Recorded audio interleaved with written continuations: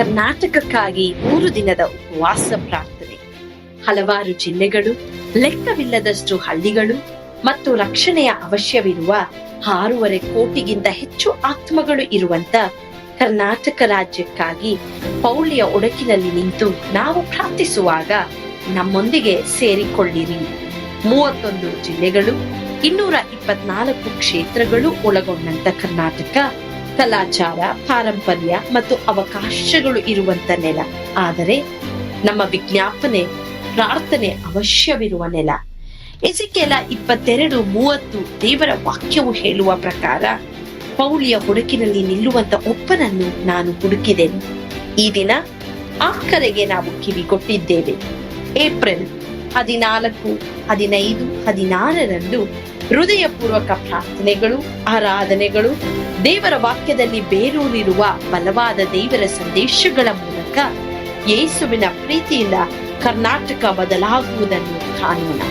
ಹೆಚ್ಚಿನ ಮಾಹಿತಿಗಾಗಿ ಸಂಪರ್ಕಿಸಿ 9686444722, 9742088223, 9686236323.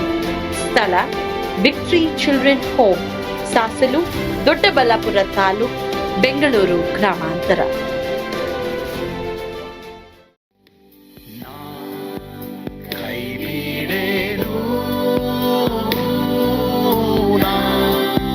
ಕೈಬಿಡೇನು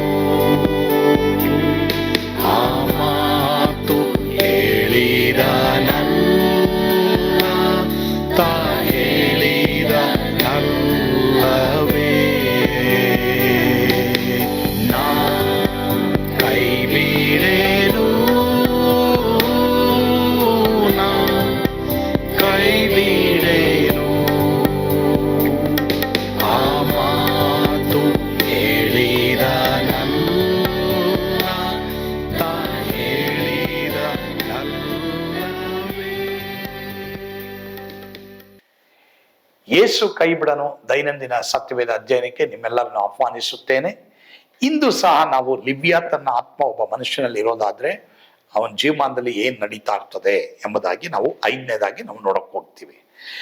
The spirit of Leviathan or pride will cause you to have a difficult time serving people. ಆ ಲಿವ್ಯತನ ಆತ್ಮ ಮತ್ತೊಬ್ಬರಿಗೆ ಸೇವೆ ಮಾಡುವುದಕ್ಕೆ ನಮಗೆ ಕಷ್ಟವನ್ನ ಉಂಟು ಮಾಡ್ತದೆ. ಅಲ್ಲಿ ಮತ್ತೊಬ್ಬರಿಗೆ ಒಳ್ಳೆಯದನ್ನ ಮಾಡಕ್ಕೆ ಬಿಡೋದಿಲ್ಲ ಅನ್ನೋದನ್ನ, ಅಥವಾ ಅವರಿಗೆ ಸೇವೆ ಮಾಡೋದಕ್ಕೆ ಬಿಡೋದಿಲ್ಲ ಅನ್ನೋದನ್ನ ನಾವು ನೋಡ್ತೇವೆ 5ನೇದಾಗಿ. ಈ ನೋಡಿ, ಯಾವುದೇ ಒಬ್ಬ ವ್ಯಕ್ತಿ ಯೇಸು ಸ್ವಾಮಿಯ ಪ್ರೀತಿಯಿಂದ ತುಂಬಲ್ಪಟ್ಟಂತ ಒಬ್ಬ ವ್ಯಕ್ತಿ, ಆ ಹ್ಯೂಮಿಲಿಟಿ ಇರುತ್ತೆ, ಆ ದೀನತೆ ಇರುತ್ತೆ, ಒಂದು ಕರುಣೆ ಅನ್ನೋದು ಇರುತ್ತೆ. ಆ ಕರುಣೆ ಇಲ್ಲದೆ ಇರೋ ಹಾಗೆ ಮಾಡೋದೇ ಆ ಪಿಶಾಸಿ, ಆ ಲಿವ್ಯತನ ಆತ್ಮ. ಜ್ಞಾನೋಕ್ತಿ 13:9-10 ಓದ್ ನೋಡ್ರಿ. ಶಿಸ್ತರ ಬೆಳಕು ಬೆಳಗುವುದು, ದುಷ್ಟರ ದೀಪವು ಆರುವುದು. ಹೆಮ್ಮೆಯ ಫಲವು ಕಲಹವೇ, ಬುದ್ಧಿವಾದಕ್ಕೆ ಕಿವಿಗೊಡುವುದರಲ್ಲಿ ಜ್ಞಾನ ಇದೆ. ದುಷ್ಟರ ದೀಪ ಆರೋಗುತ್ತೆ, ಆದರೆ ಶಿಷ್ಟರ ಬೆಳಕು ಬೆಳಗ್ತಾ ಇರ್ತದೆ. ಯಾರು? ನೀತಿವಂತರ ಬೆಳಕು ಬ್ರೈಟ್ ಆಗ್ತಾನೆ ಇರ್ತದೆ. ಸೊ ನಿನ್ನ ಬೆಳಕು ದೇವರಿಗೆ ಹೆಚ್ಚಿಸ್ತಲೇ ಇರಬೇಕಾ? ನಾನು ನೀನು ನೀತಿವಂತನಾಗಿ ದೇವರ ವಾಕ್ಯಕ್ಕೆ ವಿಧೇಯರಾಗಿ ನಾವು ನಡಿಬೇಕು. ಸರಿ, ಹೆಮ್ಮೆಯ ಫಲ ಕಲಹವೇ. ಒಂದು ವೇಳೆ ನಿಮ್ಮ ಒಂದು ಜೀವಿತದಲ್ಲಿ ಗಲಾಟೆಗಳು, ಸಮಸ್ಯೆಗಳು, ತೊಂದರೆ ಇದೆಯಾ? ಹೆಮ್ಮೆ ಪಡಬೇಡಿ, ದೀನ ಉಳ್ಳವರಾಗ್ರಿ. ಬುದ್ಧಿವಾದಕ್ಕೆ ಕಿವಿಗೊಡ್ರಿ, ಅವನೇ ಜ್ಞಾನಿ. ಇನ್ನೊಂದು ವಾಕ್ಯ ನೋಡ್ರಿ, ಎಫೆಸ 4:30-31. ದೇವರ ಪವಿತ್ರಾತ್ಮನನ್ನು ದುಃಖಪಡಿಸಬೇಡ್ರಿ, ಆತನಲ್ಲಿಯೇ ವಿಮೋಚನೆಯ ದಿನಕ್ಕಾಗಿ ಮುದ್ರೆ ಹೊಂದಿದ್ದೀರಲ್ಲ. ಎಲ್ಲ ದ್ವೇಷ, ಕೋಪ, ಕ್ರೋಧ, ಕಲಹ, ದೂಷಣೆ ಇವುಗಳನ್ನು, ಸಕಲ ವಿಧವಾದ ದುಷ್ಟತನವನ್ನು ನಿಮ್ಮಿಂದ ದೂರ ಮಾಡ್ರಿ. ಒಬ್ಬರಿಗೊಬ್ಬರು ಉಪಕಾರಿಗಳಾಗಿಯೂ ಕರುಣೆಗಳುಳ್ಳವರಾಗಿಯೂ ಕ್ಷಮಿಸುವವರಾಗಿಯೂ ಇರ್ರಿ. ಸೊ ಇಲ್ಲಿ ಪ್ರಿಯರೇ, ನಾವು ನೋಡುವಂಥದ್ದು ಏನೆಂಬುದಾಗಿ ನಾವು ನೋಡುವಾಗ, ಇಲ್ಲಿ ಒಬ್ಬರಿಗೊಬ್ರು ಯಾವ ರೀತಿಯಲ್ಲಿ ಸಾಧುತ್ವದಲ್ಲಿ ನಾವು ನಡೀಬೇಕು ಎಂಬುದಾಗಿ ಈ ವಾಕ್ಯಗಳಲ್ಲಿ ಕೊಡಲ್ಪಟ್ಟಿದೆ. ಆ ಸಾಧುತ್ವ ನನಗೆ ನಿನ್ಗಿಲ್ವಾ? ಲಿವ್ಯಾತನ ಆತ್ಮನ ಕಂಟ್ರೋಲಲ್ಲಿ ನಾವಿದ್ದೀವಿ. ಹೀಗಾಗಿ ಆ ಕಂಟ್ರೋಲಿಂದ ನಾನು ನೀನು ಬಿಡುಗಡೆ ಆಗ್ಬೇಕಾ? ಖಂಡಿತವಾಗಿ ಯೇಸು ಸ್ವಾಮಿ ಬಳಿಗೆ ಬರಬೇಕು. ನಮ್ಮ ಪಾಪಗಳನ್ನು ಒಪ್ಪಿಕೊಂಡು ಅರಿಕೆ ಮಾಡಬೇಕು, ಪಶ್ಚಾತ್ತಾಪ ಪಟ್ಟು ಬಿಟ್ಟು ಬಿಡಬೇಕು. ಯೇಸುಸ್ವಾಮಿ ಯಾವಾಗ ತನ್ನ ರಕ್ತದ ಮೂಲಕ ನಮ್ಮನ್ನು ಕ್ಷಮಿಸ್ತಾರೆ. ಮಾತ್ರವಲ್ಲದೆ ಲಿವ್ಯಾ ತನ್ನ ಆತ್ಮ ಸೈತಾನಿಗೆ ನಮ್ಮ ಮೇಲೆ ಅಧಿಕಾರವಿರಲ್ಲ. ಅವನ ಒಂದು ಅಧಿಕಾರವನ್ನ ಶಿರಖಂಡನ ಮಾಡಿ ಯೇಸುಸ್ವಾಮಿ ನಮ್ಮ ಜೀವಿತವನ್ನ ಆಳ್ತಾರೆ. ಸೊ ನನಗೆ ನಿನಗೆ ಮತ್ತೊಬ್ಬರಿಗೆ ಸೇವೆ ಮಾಡ್ಲಿಕ್ಕೆ, ಒಳ್ಳೇದು ಮಾಡ್ಲಿಕ್ಕೆ ಎಲ್ಲೋ ಕಷ್ಟ ಅನಿಸ್ತಾ ಇದೆಯಾ? ಲಿವ್ಯಾ ತನ್ನ ಆತ್ಮ ಅಲ್ಲಿದೆ, ಸರಿ. ಅದನ್ನ ತೆಗೆದಾಗ ಯಾರಿಗಾದ್ರೂ ಕಾಯಿಲೆ ಇದ್ರೆ, ನೋವಿದ್ರೆ, ಅವ್ರ ನೋವು ನೋಡಕ್ಕಾಗಲ್ಲ, ಅವರನ್ನ ಚೆನ್ನಾಗಿ ಮಾತಾಡ್ಸಕ್ಕಾಗಲ್ಲ, ಅವ್ರಿಗೆ ಪ್ರಾರ್ಥನೆ ಮಾಡೋಕ್ಕಾಗಲ್ಲ. ಅದು ನಿಮ್ಮ ಕುಟುಂಬದಲ್ಲೇ ಇರ್ಬೋದು, ನಿಮ್ಮ ರಿಲೇಷನ್ಸ್ ಅಲ್ಲೇ ಇರ್ಬೋದು, ನಿಮ್ಮ ಸಭೆಯಲ್ಲೇ ಇರ್ಬೋದು, ನಿಮ್ಮ ಫ್ಯಾಮಿಲಿಯಲ್ಲೇ ಇರ್ಬೋದು. ನೋಡಕ್ಕೆ ಬಿಡಲ್ಲ ಸೈತಾನ್. ಅದು ಲಿವ್ಯಾ ತನ್ನ ಆತ್ಮ. ಹಾಗಾದ್ರೆ ಅದು ಸೈತಾನನ ಆತ್ಮ. ಅದರಿಂದ ದೇವರು ನಮ್ಮನ್ನು ಬಿಡುಗಡೆ ಮಾಡಲಿ, ಕರ್ತ ನಮಗೆ ಕರುಣೆಯನ್ನು ಕೊಡ್ಲಿ. ಆಮೇಲೆ ಪ್ರಾರ್ಥಿಸೋಣವಾ? ನಮ್ಮನ್ನು ಬಾಳವಾಗಿ ಪ್ರೀತಿ ಮಾಡುವಂತ ನಮ್ಮ ಸ್ವರ್ಗೀಯ ತಂದೆಯಾದ ದೇವರೇ, ಇವತ್ತು ಯಾರಿಗೆ ಮತ್ತೊಬ್ಬರಿಗೆ ಸೇವೆ ಮಾಡಲಿಕ್ಕೆ, ಒಳ್ಳೆಯದನ್ನ ಮಾಡಲಿಕ್ಕೆ, ಕುಟುಂಬದಲ್ಲಿರ್ಬೋದು, ಹೊರಗಡೆ ಇರ್ಬೋದು, ಸಭೆಗಳಲ್ಲಿರ್ಬೋದು, ಕೆಲಸದ ಜಾಗದಲ್ಲಿರ್ಬೋದು, ಆ ಕರುಣೆ, ಆ ಪ್ರೀತಿ ನಮಗೆ ಕೊಡಪ್ಪ. ಬಿರುಸಾದಂತ ಗಡಸು ಸ್ವಭಾವ ನಮ್ಮಿಂದ ತೆಗೆದಾಕು. ಸ್ತುತಿ, ಘನ, ಮಾನ, ಮಹಿಮೆ ನೀವೊಬ್ಬರೇ ಹೊಂದಿಕೊಳ್ಳ್ರಿ ಸ್ವಾಮಿ.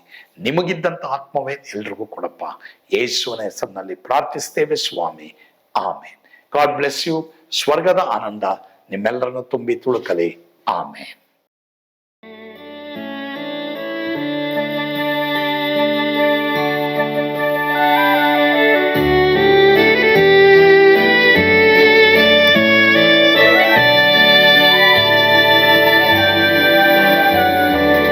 ಓ ಎಂತ ಅದ್ಭುತವಾದ ದಿನ, ನಾನೆಂದಿಗೂ ಮರೆಯೇನು. ಪಾಪಂಧಕಾರದೊಳ್ ಅಲೆದೇನ, ರಕ್ಷಕನ ಕಂಡೇನು.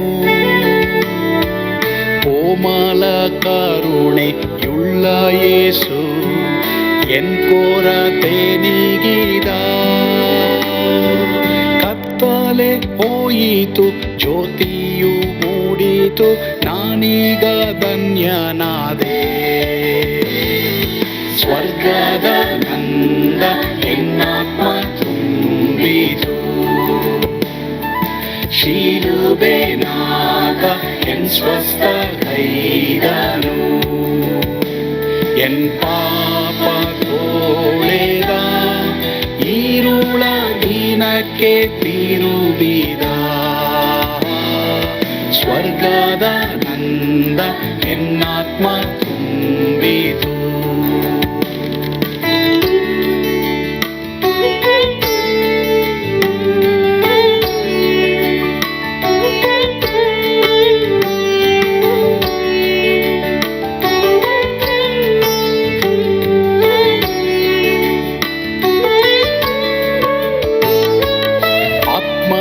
ನೂತನ ಜನ್ಮದಿಂದ ದೇವಪುತ್ರನಾದೇನು. ನೀತಿ ನಿರ್ಣಯವ ಹೊಂದಿದೇನು, ಭಾಗ್ಯವಂತನಾದೇನು. ಪಾಪಾತ್ಮನಾಗಿ ನಾ ಬಂದಾಗಲೇ ಆಶೀರ್ವಾದ ಸಿಕ್ಕಿತು. ಕೃಪೆಯ ಮೂಲವೇ ರಕ್ಷಣೆ ಹೊಂದಿದೆ, ಸುನಾಮ ಕೊಂಡಾಡುವೆ. ಸ್ವರ್ಗದ ನಂದ ಎನ್ನಾತ್ಮ ತುಂಬಿತು, ಶಿಲುಬೆನಾಥ ಎನ್ ಸ್ವಸ್ಥ ಕೈದನು.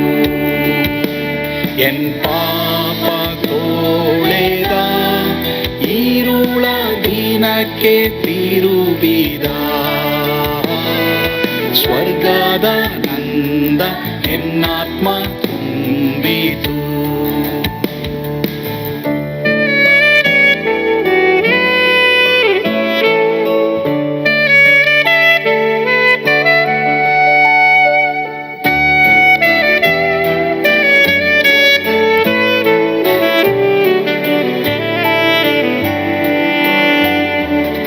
ಅನಂತ ನಿರೀಕ್ಷೆ ಏನಾಗಿದೆ, ಕಾಲವು ತೀರಲಾಗಿ.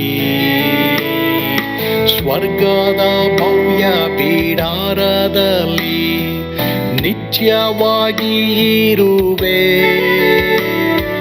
ಶಿಲುಬೆ ನನಗೆ ಆಶ್ರಯವೇ, ನಂಬಿಕೆಗಾಧಾರವೇ. ನಿತ್ಯ ಐಶ್ವರ್ಯವ ದಿವ್ಯಾಶೀರ್ವಾದವ ಕರ್ತ ಇವನೇ ನಗೆ. ಸ್ವರ್ಗದ ನಂದ ಎನ್ನಾತ್ಮ ತುಂಬಿತು, ಶಿಲುಬೆ ನಾದ ಎನ್ ಸ್ವಸ್ಥಗೈದನು. ಎನ್ ಪಾಪ ತೋಳೆದ, ಈರುಳ ದಿನಕ್ಕೆ ತಿರುಬಿದ,